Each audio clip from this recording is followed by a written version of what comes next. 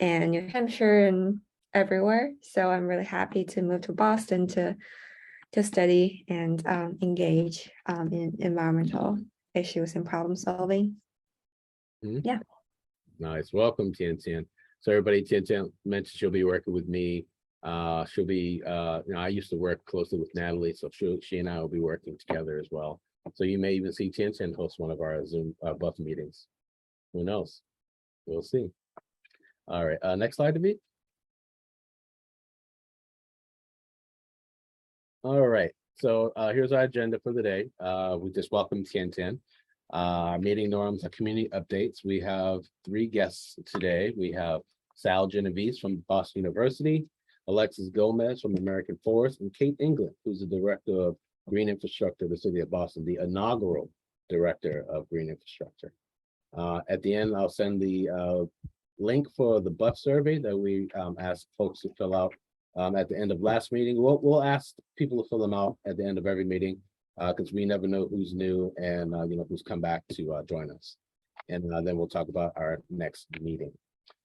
Yes, if you have a moment, please introduce yourself in the chat. And to be next slide, sir.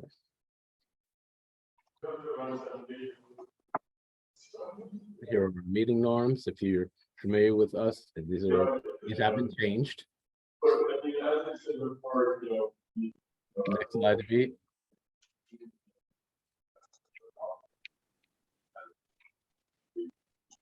1 minute. If folks don't mind muting themselves, I hear a little bit of background noise, so I can do that too. But I'm juggling many technical tasks. All right, next slide.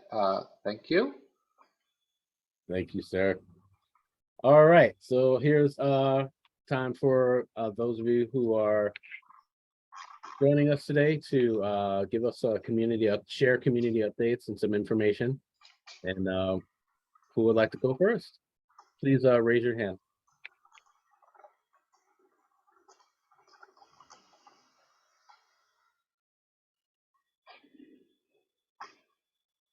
See Sarah laughing over there. She's not usually the first. Hi, Sarah.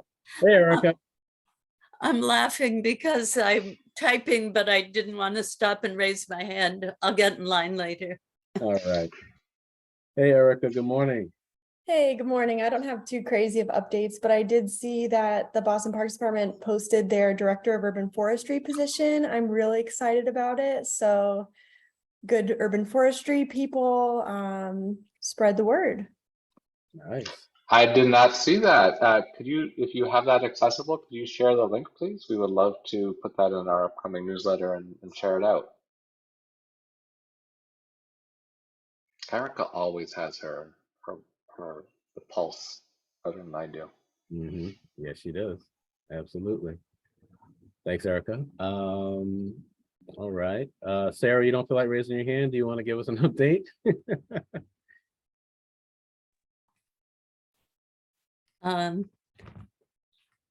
There, I found it. I'm a slow typist, sorry about that. So Shattuck Hospital, part of Franklin Park, formerly 13 acres, not moving quickly, but seeming to be on track. The state put out the RFP and got 1 response, and they're evaluating it. Many of us are still hopeful for an outcome that respects the park far better than the way it's been treated the past 70 years, which the hospital is has done very important work. And I want to be clear that anything I'm saying is not against the recovery needs and services.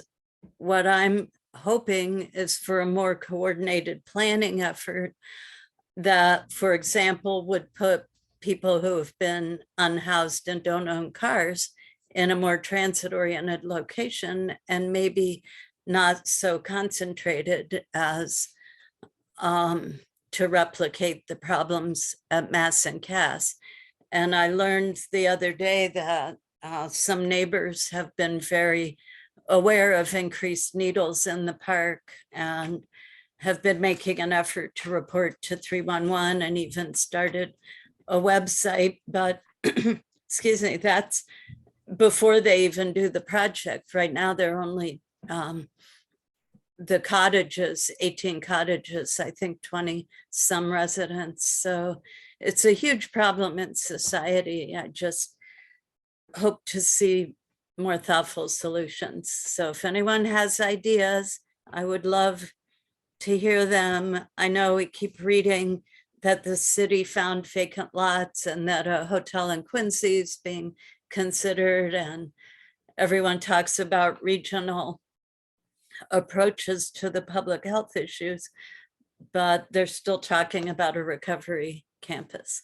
So I'll put my contact info in the chat if anyone's interested in exchanging ideas. Thank you. Thank you so much, Sarah. Always appreciate your updates, always. Lisa, you're up next. Lisa Beatman? Hi, everyone. Lisa. You can hear me? Yep, we can hear you. All righty. Yeah, Lisa Beatman from the Crane Ledge Woods Coalition and the Mount Hope Canterbury Neighborhood Association. I don't have much of an update regarding the efforts to save Crane Ledge Woods, but we did hear, they haven't published them yet, but we heard that the letters that went to the BPDA Director Jemison regarding conserving the woods and opposing the proposed development number in the thousands. And so that was great, and appreciate everyone who did send a letter in. So to be continued. All right, thank you, Lisa.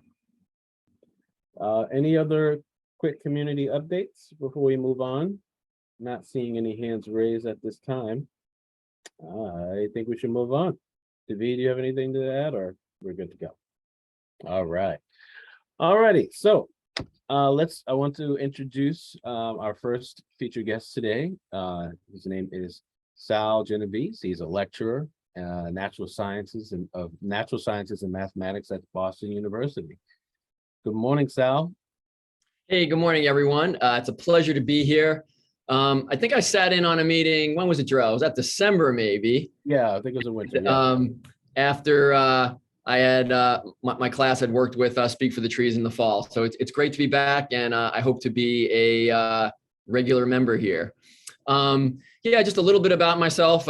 As Jarrell said, I'm a lecturer here at Boston University. My research background is in marine biology. I'm actually a marine biologist, but I've kind of always been fascinated with trees. I'll save you the long story. I could probably talk for about a half hour about it easily, but I'd say over the last decade, I started to look more at terrestrial environments and how they were being impacted. And then came here to BU 4 years ago now, and saw what some of the researchers here at Boston University were doing some interesting stuff.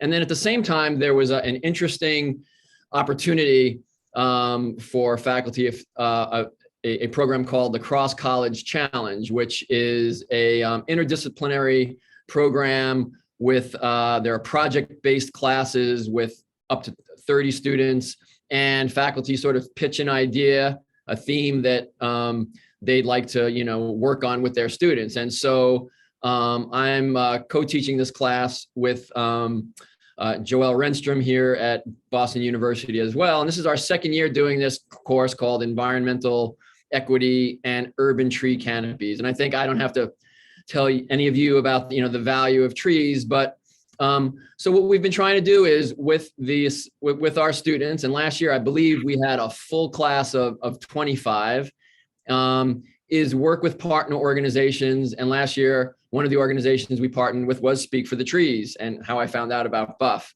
And so, the idea is groups of, 4 or 5 students work together on a project along with a community partner over the course of a semester, and try to have some sort of meaningful deliverable at the end of that semester. So we're just starting up the fall semester now, and working with David, some new stuff new ideas that I wasn't even familiar with, I'll say 2 or 3 months ago. Pop-up forests and tiny or Miyawaki forests are going to be the subject of a couple of our projects. We're also working with Earthwatch in Cambridge, Stan Rollman, and maybe doing some data mining on some past data sets they have. But yeah, so that's a little bit about the course, and happy to be here. And also, one of the reasons why I'm here is hoping to get to know what other work gets done in the Boston metro area and organizations that might like student help. It could be, just one team of students. If you have a project that needs, a bit of intense sort of people power for a semester, we might be something that could be useful for your organization. And my goal is, do good for trees, help students appreciate trees and grow and learn how to work in teams. But also, like, one of my sort of ultimate goals is like more trees in the ground or do some good there. So if you think there are ways that we could partner with you, that would be great. Wouldn't have to be for this year. It could be for next year, the year after. Joelle and I think we envision ourselves teaching this class for maybe at least 5 falls or until it gets old or stale. So again, I look forward to getting to know all of you in the coming months and years. And thank you for this time. Trees never get old. They just slowly decompose. Sal, thank you. Could you drop your, if you feel comfortable, contact info, any links in the chat? Sure. I will put that in the chat. Thank you. And we'll share that out in the notes. Yes, thank you so much, Sal. Much appreciated. Thank you. All right. So up next, we have Alexis Gomez, who's a Senior Manager of Community Management at American Forest. Good morning, Alexis. Morning, Jarrell, and hey, everybody. Good to see you all. Buenos dias. I'm working on my Spanish. What was that? I'm working on my Spanish. Thanks. I just recently presented some of our work in Spanish, and Jarrell helped me with slides and whatnot. So I just pushed the button when you said it in English. Get me on my toes though between English and Spanish. We'll work on that next time. Yeah. Right. But I work for American Forest. Like Jarrell mentioned, I'm the Senior Manager of Community Engagement, and you've probably seen my colleague Molly Henry on some of these calls. She's mentioned the Tree Equity Score Analyzer tool that we're currently developing. And so I was just hoping to share where we're at with that, and maybe a few updates and see where maybe folks can plug in. But Drew, is it possible for me to share my screen? I just had one visual here, if it helps. Okay. Yeah, David will give you access. All set. Great, thanks. Just this, everyone can see that? It's a timeline. Oh no, okay. How about now? Perfect. There we go. So it's just of where we're at right now. And so we just had the second stakeholder council meeting. Well, actually, let me give you some context. There's a stakeholder group, some of which participants in this meeting have been invited to and have been in those meetings. But the stakeholder council really helps provide input into the development of that tool, including things like what data should be in there. Is this usable? Anything that we should be keeping in consideration as we have a GIS team who's developing the back end of that tool. And so that's a lot of the role of the stakeholder council to alert us of things we should be considering.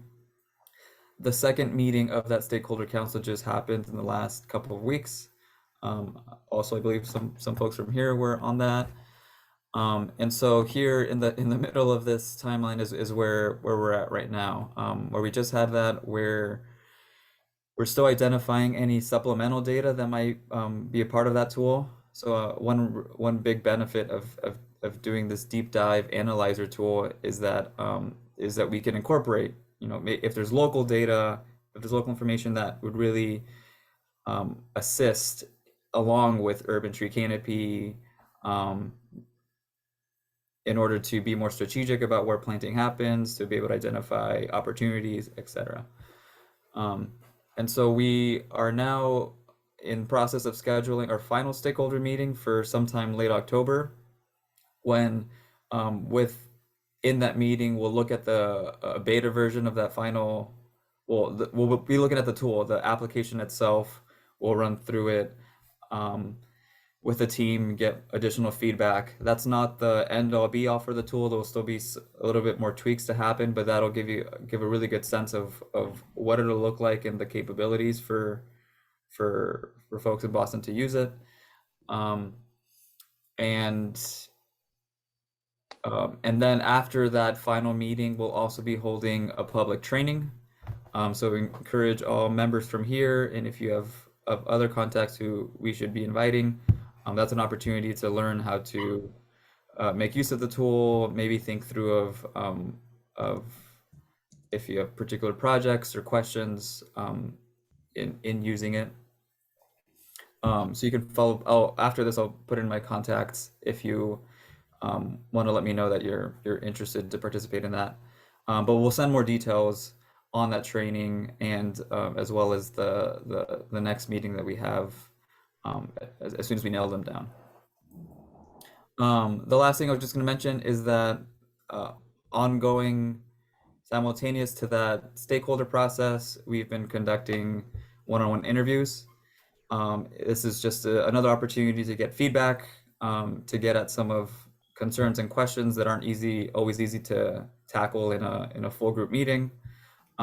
Things about data, things about concerns, and more of the community experience of connected to tree equity in Boston. And so those are still ongoing. If you haven't already been contacted and are interested in participating, or if you have recommendations for people who we should contact, you can also let me know about that, and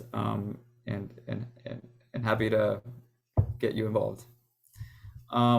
That's the general gist of where we're at. It's a very high level overview. If you all have any questions about that process, I'll open it up to that. Okay, also, you mentioned you put your contact information in the chat as well, in case anyone that isn't comfortable asking questions. That's live. right. Any questions for Alexis? Hey, we didn't get to see all those slides. I didn't think I wanted to bore everyone with the math behind it right now. There you go. So I just want to give a little context to what Alexis said. This tree equity score analyzer is a really powerful tool that's only been developed, I believe, in maybe one or two other cities. So Boston is on the leading edge of this new tool, and hopefully it'll be done in the next coming month or two. It will allow folks around the city to really dig in to where trees can go and what impact they're going to have on communities. So really excited to see how it ends up playing out in Boston. So thank you, Alexis. And I should have added, if you'd like to get more information just generally about the tool, you can visit treeequityscore.org. I can also add that to the chat. Right. Thank you so much, Alexis.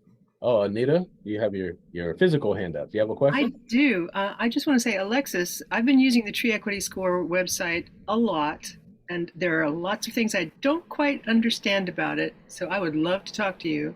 And I think it's got such gorgeous graphics. I really want to use it and use it with great understanding. So thank you. Definitely so. And thanks for your question. That's awesome. All right. So Alexis happens to be in Detroit. Is that right, Alexis? Yep, that's right. I'm in Detroit. But the lead on the tree equity score project is based out of, is it the Amherst area? He's out in like Central Mass.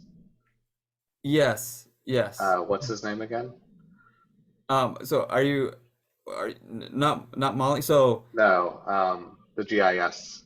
Oh, Chris David. Yeah, Chris David. yeah, Thank you.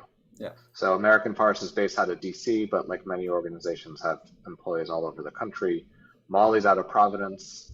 Right. Alexis out of Detroit, and then Chris, who runs the tree equity stuff, is based out of Northampton or Amherst. I can't remember the town.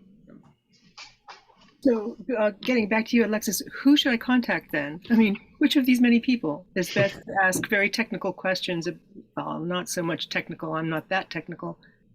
But to ask basic, how do I understand what this means? Questions. I can connect you. So I'll put my email there, and then Great, thank you I'll so get much. you to who you should speak to. All right. All right. So next, I would like to introduce everyone to, got it. All right. To Kate England. Kate England is our inaugural Director of Green Infrastructure for the City of Boston. We're happy to have her join us today to let us know what's going on in her part of the world and things that she'll share with us. And I'll hand it off to Kate. Thank you. Hi, everybody. My name is Kate England, and some familiar faces. I have worked with some of you over the years. Sarah, years and years and years ago. So good to see you. Yeah, so I'm the city's inaugural Director of Green Infrastructure. This is a really exciting new role that the city has created because there's an acknowledgement that green infrastructure is a valuable component to a thriving, functioning city, and the desire to kind of step up the city's implementation of green infrastructure, was pretty apparent, and so they decided to bring me in. So this role is kind of being developed as I go, but a lot of the things that I'm working on right now and planning to work on over the next several months and years are, creating kind of changing the way that the city does its standard activities. So, when we are reconstructing sidewalks or building streets, making sure that we're integrating green infrastructure into those plans from the planning stage rather than occasionally or opportunistically adding it in later in the project, which is often how that happens now.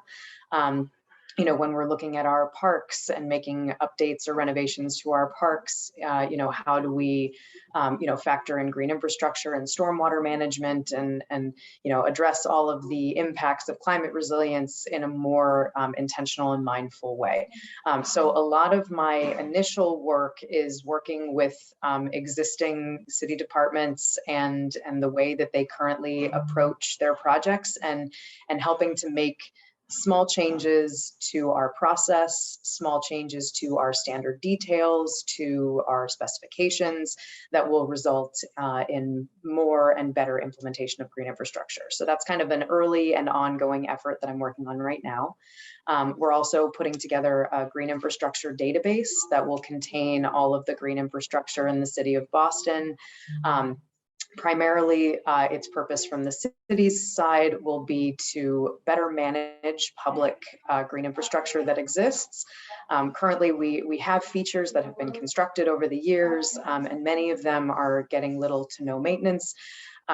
Mostly because it's not on a list of, sites that needs to have work done, or somebody, who was managing the project left the city and now people don't really know about, what the project needs for maintenance. And so this database is intended to be, both an asset management kind of system where, our projects won't get lost, and, we'll have all the information that we need to continue to take care of them into the future.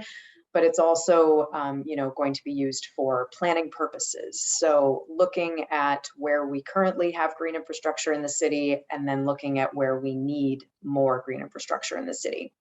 So that is going to be kind of a GIS-based tool that will have multiple layers that will get used to help me and others to identify locations where it's really essential that we do something more than just basic stormwater management. It's important that we have a feature that is vegetated, or that has lots of trees, or that has various components that give green infrastructure those co-benefits that we love so much. So working on that now. It's a large effort to try to collect information about all the existing green infrastructure in the city, but my hope is to get it up and running relatively quickly, and then have a viewer, much like the Climate Ready Boston viewer on the city's website, have a similar viewer that the public can see and potentially use when they're planning their own projects. Also working on implementing a couple of pilot policies at the city level. So rather than doing pilot projects that affects one site and one project, doing policies that will capture multiple city projects or many city projects. So looking at the one that we're working on right now focuses specifically on curb extensions and bump outs. And so when the city builds a curb extension or a bump out, rather than paving it, which I'm sure you've all seen those, and they probably make you crazy when you see them, those large paved bump outs. We're going to be putting in place a policy that says that they either need to be, rain gardens, bioretention type features, or they need to be, tree infiltration trenches, essentially subsurface infiltration with trees planted in them, or they can just be seeded rather than paved. So, essentially trying to reduce the amount of paving in the city through small everyday activities. And that's something that I think is frequently overlooked. And so that's something that I'm trying to make a priority. Lots of other fun stuff going on. I'll let you all ask questions because I'm sure you have them. I'm not directly responsible for any of the things that I'm about to talk about, but I am involved in reviewing a lot of them.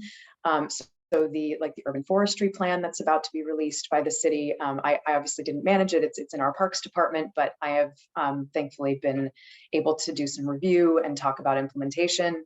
The director of urban forestry that Erica mentioned is one of several positions that's actually being created as part of the findings from that report, which is really exciting for us. So those are in approvals right now, and then will be posted, in the future. So it's become very apparent based on the findings from this report that that there were some gaps that the city is now trying to fill, which is really, really wonderful. And it's also going to include some funding. We also did get some ARPA funding and other things. So we're directing resources towards urban tree canopy in a way that I'm not sure we really have in the same way in the past, which is really great. So I'm involved in helping to shape this new urban tree division, which is going to be really wonderful for the Parks Department, as well as helping to oversee the tree nonprofit kind of network that we're hoping to create in the city. And I'm not sure if David mentioned this to all of you. I know that some of the people on this call were invited to a meeting to kind of brainstorm some ideas of what this nonprofit network might look like. But the goal is to really allow our existing organizations that are doing good work to do it in an organized and funded way with the help of the city. And you all have connections to your neighborhoods, to your constituents in ways that the city may not have. And so taking advantage of those existing efforts and those existing connections to increase both tree planting on private property, but also education about how to maintain and care for existing trees. We have a lot of tree loss on private land in the city. I know that this is not news to anyone on this call. And one of the things that we need to start doing better as a city is to educate the public about the value of trees and help them understand why it's so important to preserve trees. There's a lot of information out there that strongly supports this from a climate resilience perspective, from a stormwater perspective. There are so many reasons why, obviously a heat perspective, there's so many reasons why trees are so important. And providing people with the information that they need to prune, even just to prune a tree rather than to cut the tree down, is something, it's a gap that exists that we're trying to fill and close right now. So lots of really cool things are happening at the city level right now. Like I said, I'm not necessarily in charge of all of them, but I can definitely answer questions about things to the best of my ability. And I know that the city is really making an effort to, like I said, to fill some of those gaps and to provide some things that maybe we had wanted to for years, but hadn't really come to fruition. It's now, the environment is now a central focus of the administration.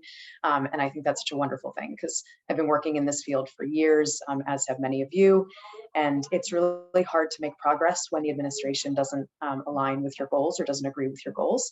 And so the fact that we have a mayor and others who do believe in this and believe in climate resilience and in creating a greener Boston, it gives me a lot of freedom knowing that I have that backing to do some really good stuff. So that's a lot of talking. Sorry, I had hoped to allow you all to kind of to make this more of a conversation and less of a lecture. So I guess, can I answer any questions? I did see in the chat, I will provide contact information, and Joel, you're absolutely welcome to send it out as well. And happy to respond to questions and comments after the meeting too, if people have more.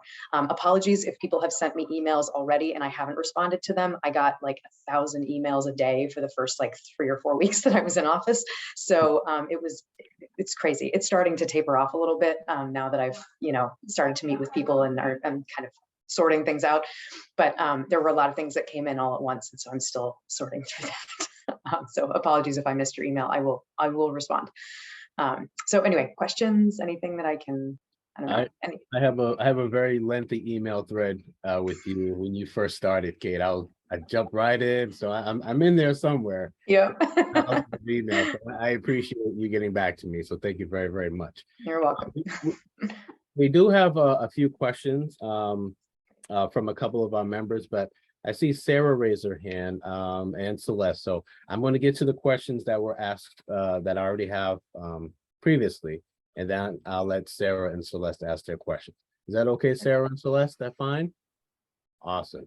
All right, so our first question comes from Alana Feaster. She's one of our Buff members and she's here in the chat. She wanted to ask, when will the mayor be moving forward with a tree protection ordinance that addresses loss of urban tree canopy, especially in EJ communities and for tree loss on private property? Great. So, and Joel, thank you for sending these questions in advance. I did just saw them just before I jumped on the call. So a couple of things to respond to. So the initial ordinance that was submitted a year or two ago, my understanding is that it went to the city council and it was presented and then it didn't really move. And I don't think that it was because people weren't interested necessarily. I think that there were some things that are happening on the city side where we said, can we potentially rewrite this once we've got a better idea of what we're trying to accomplish. And so I believe it is our intention to author a new ordinance that covers a lot of the things that I mentioned in my kind of like intro that I gave, including the nonprofit network for for tree work on private land and some of the findings from the urban forestry report. We'd like to put those into an ordinance as well. So I think that the existing ordinance is, I don't want to say it's been shelved, but I think it's going to be updated to be more reflective of what where we are right now. So my understanding is that it's on our list of things to author in the next couple of months now that we have the urban forestry plan findings. And so there will probably, like I said, it'll probably be a new ordinance that will be proposed and then we'll go through city council. So I know that's not a super satisfying answer, but and it's in the future, but it's something that it's high on our list of priorities, knowing that this is something that the city is focusing on. And I believe that the urban forestry division and others will also be weighing in as well. So as we staff up those positions, they will be providing their expertise and input as well. So new ordinance very likely coming in the next few months is the short answer. As far as addressing private land specifically. The city has some limitations in what we can do because we can't, force people to plant or to not cut down trees for safety or for maintenance purposes. But what we can do is what I was discussing earlier with that tree, a nonprofit network, is to increase public education and help people understand why it's important to keep the trees that they have. The city does have the opportunity to catch people when they're coming in for permits. And so when people are going through BPDA or other agencies to get permitting, that's when we have the ability to directly affect what can and cannot happen. And in those instances, we are talking currently as one of my initiatives about updating some of our requirements and allowables for those permit applications, specifically trying to increase green infrastructure implementation, trying to make it harder to take down trees. And so those efforts, the BPDA goes through every 2 years. They update their requirements and checklists and all that stuff that developers have to go through. And that process, next year is the year that happens. So we're going to be doing a large comprehensive look at requirements for developers and limitations and things like that, and updating them as part of the 2-year cycle that BPDA goes through. So that's one small victory, I think. And like I said, that process will start early next calendar year, but we've already started talking about specific things that we want to change. So if there's anything in particular or any specific, regs or zoning things that you're like, I hate this, and maybe we could take a look at this, we're also happy to receive comments about those kinds of things as well. So Alana, did they get through all of your, I'm just reading the question to make sure I got it all. There is an EJ lens to everything that I do, and I know that it's very heavily featured in the urban forestry plan as well, acknowledging that EJ communities across the board, and this is not unique to Boston, have less tree canopy, and that we would like to address that, not just by preserving what's there, but also by focusing our planting efforts on those neighborhoods.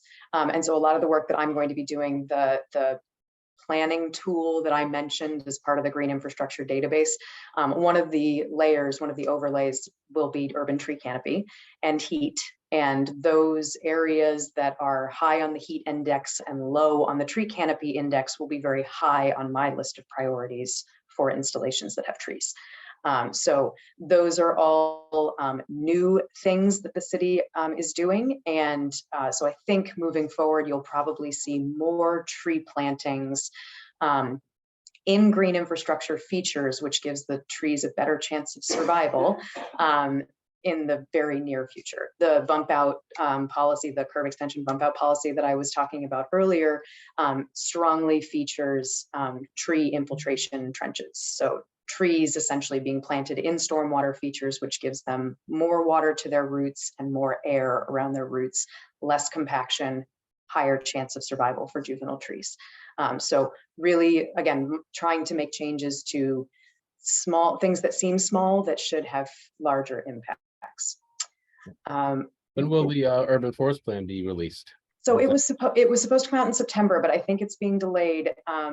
I'm not sure exactly what the new date is, so I can't tell you off the top of my head, but I know that it is soon. It's largely complete. I think that they're just going through, they're like doing their final reviews and final updates and stuff.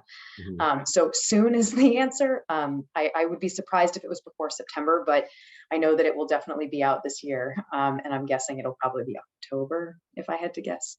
But yeah, it'll be out this year for sure. Could you quickly just tell us if there will be a moratorium on tree cutting until that ordinance is passed?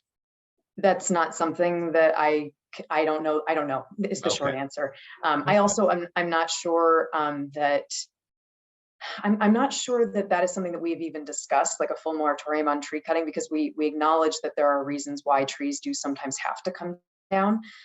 That's not to say that we like that. I mean, obviously it crushes me every time I see a mature tree come down. It's just more of it hasn't been discussed as one of the potential approaches. Okay. Yeah. All right. I was gonna say there are other questions. I'm sorry, I don't want to take up the entire remainder of the meeting, but. All right, yeah, we have some time and a few more questions. So our next set of questions came from Lisa Beatman. And then I'll get to you all who have your hands raised. Give me time, give me a minute. I got you. So Lisa's first question was, how can the city stop clear cutting of the remaining mature tree canopy and all its irreplaceable environmental and public health benefits on both public and private property? I think you may have touched on that. Are you familiar with Crane Ledge Woods?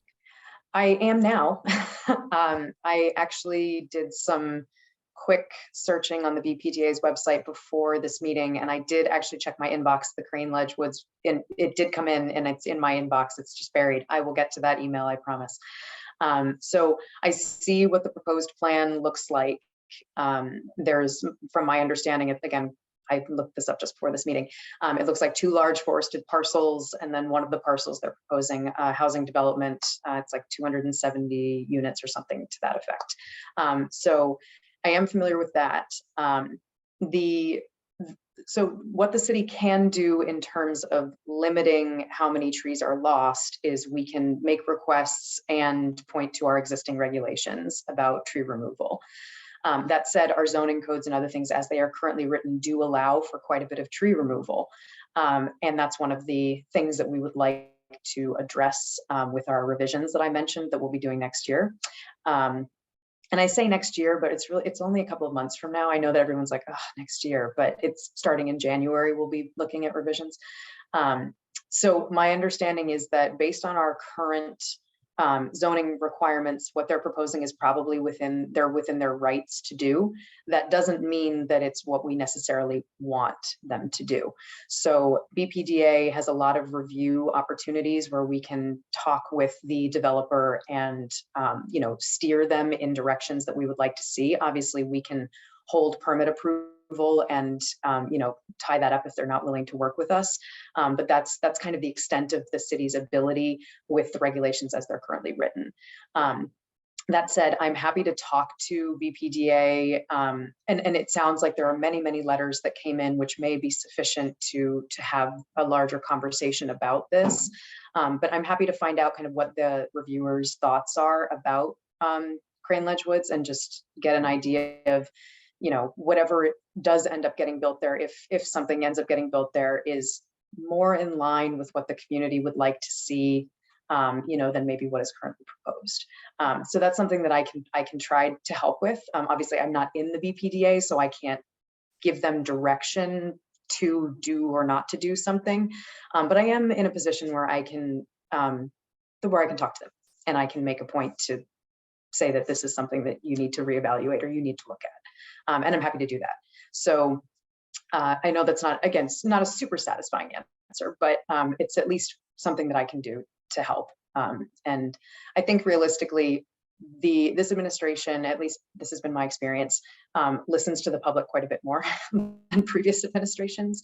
And I want to shout that out. And I also want to say that there are a lot of really wonderful new people who have been brought into the city in the last several months who very much believe in preservation of mature trees and climate resilience and just better environmental management in the city of Boston.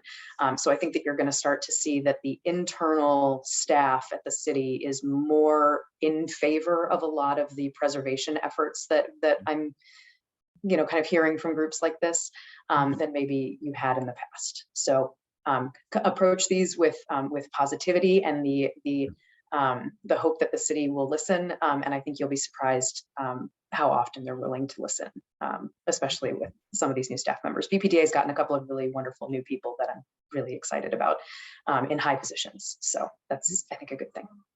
All right, thanks, Kate. All right, so I think we'll take a question from from Sarah. Sarah was first, and then we can go back to Lisa, and we'll just rotate so we can get everybody in. Sounds So good. go ahead, Sarah. Okay, hi Kate, welcome Hi. back to the city. My question is prompted by the Shattuck Hospital, but it pertains to other sites as well. Is the city going to think about surface parking? Like at the Shattuck, 13 acres, 7 of which approximately are surface parking. And I know it's more expensive to build a structure, but that seems like a really poor land use in an urban area, especially on parkland. So that's question one. Any Mhm. thoughts you can share? So we haven't talked about it yet, but I personally, from a green infrastructure perspective, am pro vertical as opposed to sprawling horizontal. So that is definitely something that I can bring back to the mayor and the team that works on that kind of stuff. I know that Shattuck is state technically proposal, so we don't have full ability to make changes to designs or what's proposed, but we can, again, have conversations with people.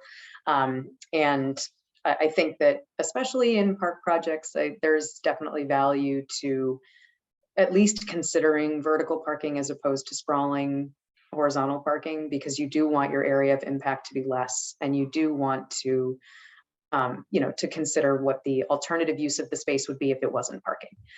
So that's something, Sarah, that I'm happy to have a conversation about. I had been in a meeting previously where the Shattuck was brought up, and so I know that the city is aware of it and is at least talking about it in some capacity. So happy to insert some thoughts there.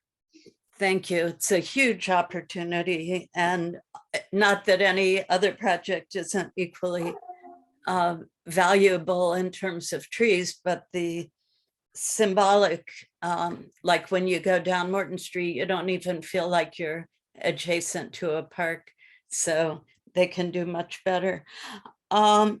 Next, you mentioned the curb bump out, greening them. Is that only from now on, or will there be retrofit attempts? So it's for all new designs starting now, and then a lot of our my projects could involve retrofits. So there are a couple of examples where there are these large sprawling paved spaces that I'm just like, why did we do that? So I'm probably the person to talk to if you have a particular one in mind that you'd like added to a list, to be, to have a redesign done. So one of the things that I'll be doing as part of my planning for future green infrastructure implementation is looking at locations in the city where we could put green infrastructure in. And I don't think that a paved curb extension is an important use that's being maintained. So I think that would be a great example of a location that could be a future green infrastructure feature. Thank you. You're welcome. All right, thank you, Sarah. Thanks, Kate.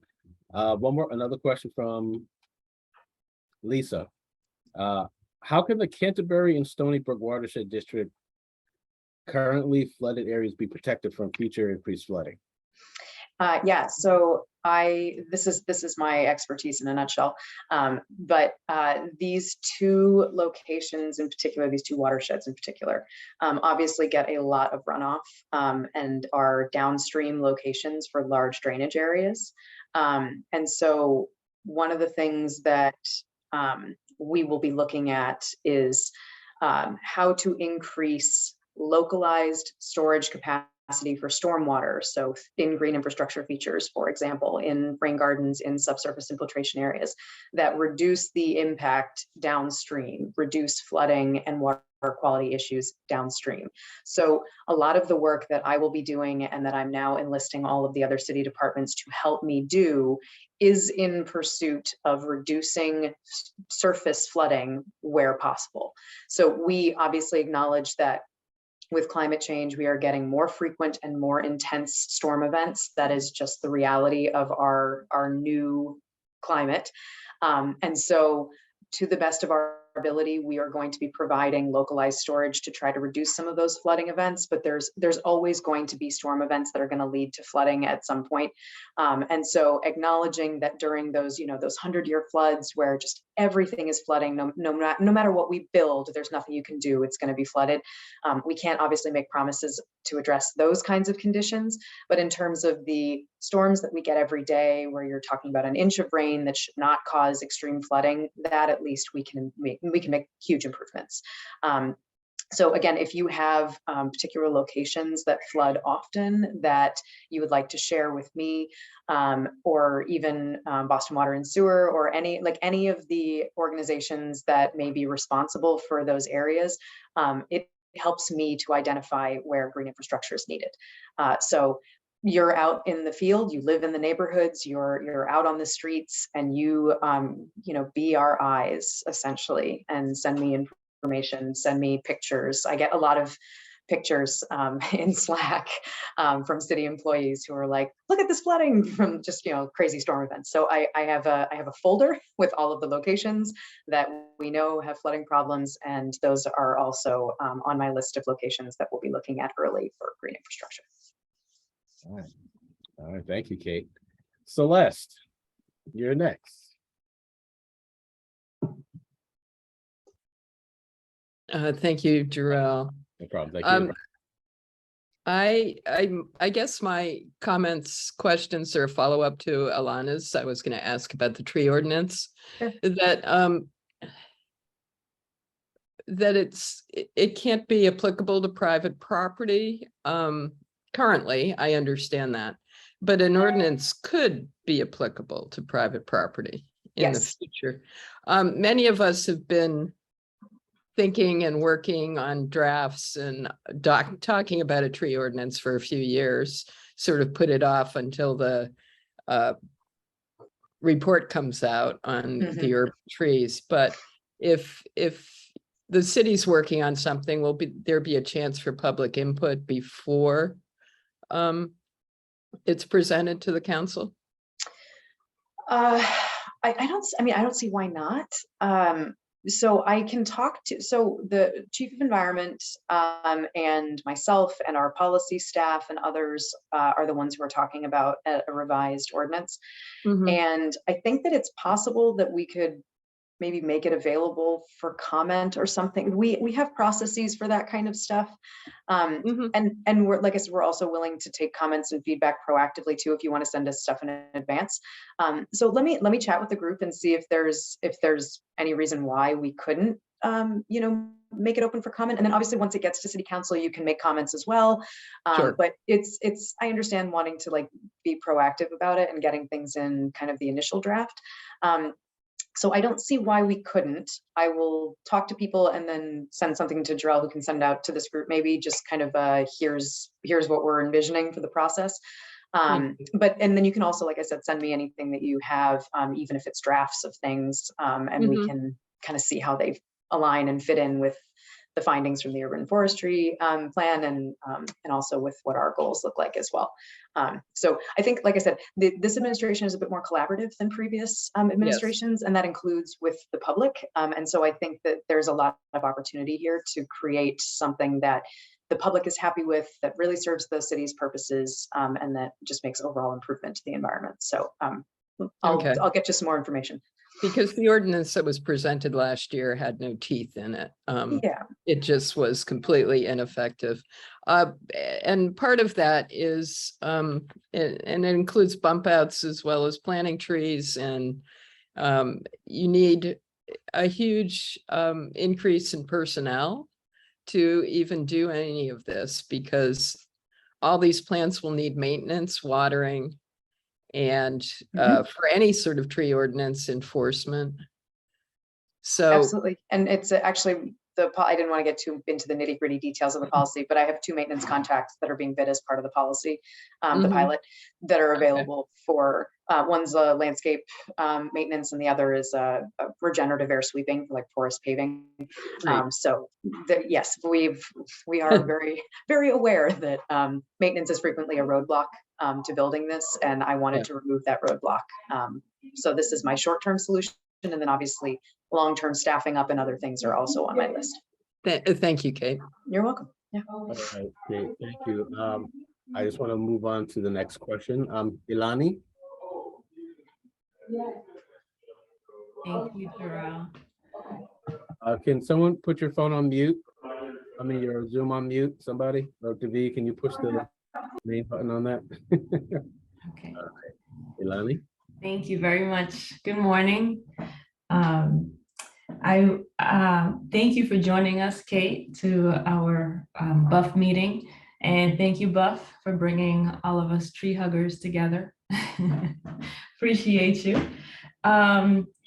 I took some notes on what you were saying, Kate, about some initiatives and goals that you have in your position and in your department, and I like the idea of making it harder for people to cut down trees, particularly mature trees in private property. At the BPDA level, at the permitting level, I think it makes sense to hike up the fees on cutting down trees, because the fee is currently pretty small. And so there really isn't, developers still find it cost effective to just pay the fee, cut down the trees and build. And so I think, if you could increase those fees, that would be a great first start, and to significantly increase them so that, they feel it in their pockets.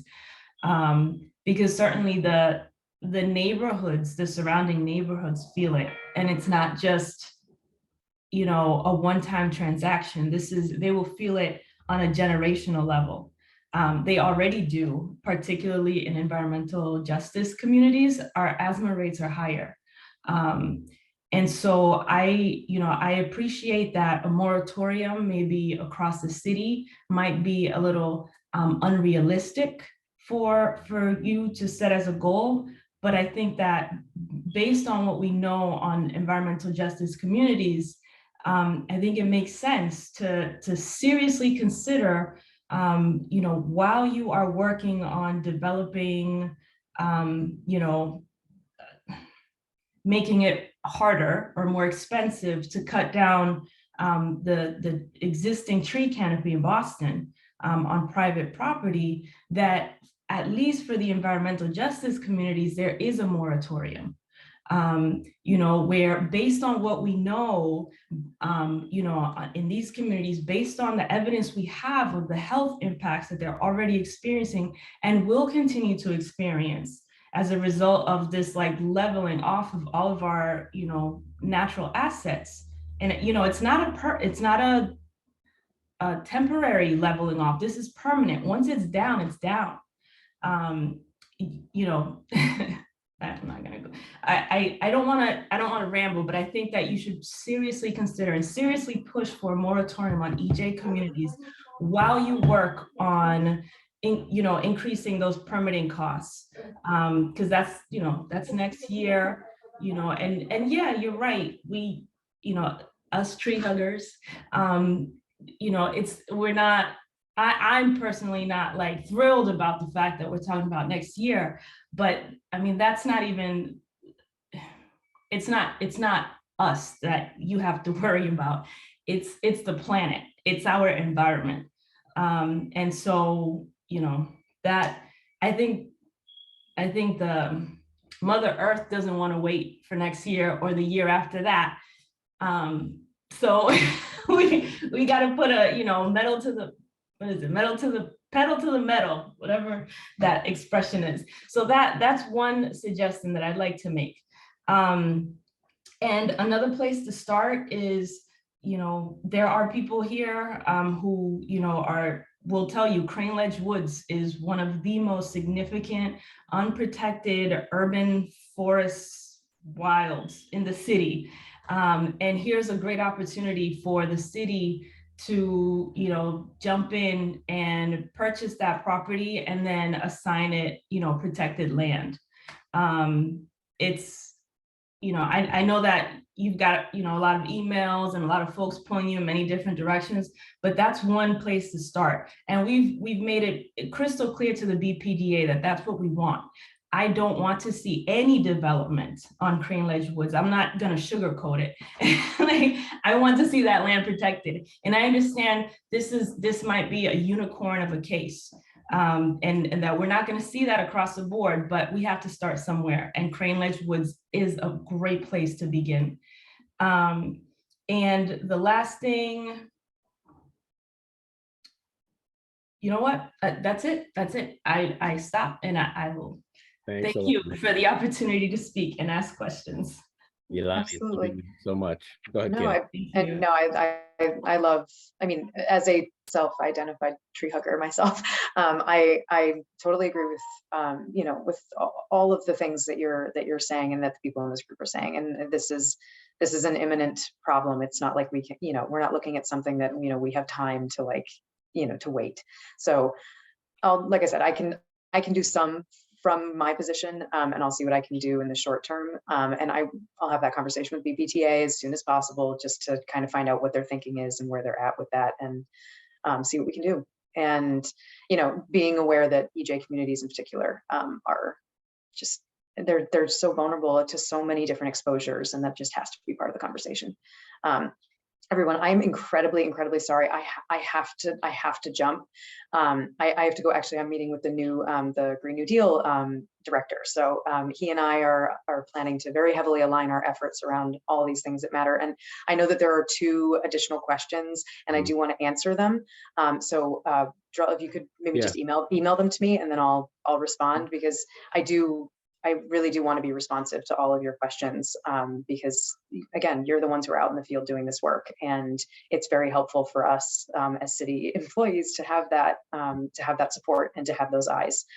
So please do send me your questions, and I will absolutely respond. Thank you so much, Kate. So Dara and Anita, please send me your questions and I will get them over to Kate. Thank you so much, Kate. Thank you, Kate.